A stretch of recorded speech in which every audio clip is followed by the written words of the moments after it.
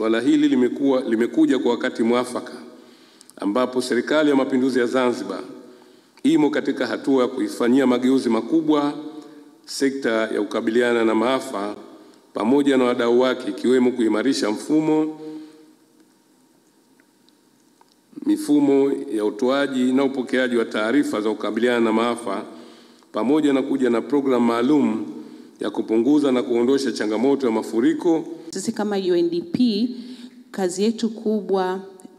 ni kusaidia nchi mbalimbali kukabiliana na kujiweka katika uwezo mzuri kifedha,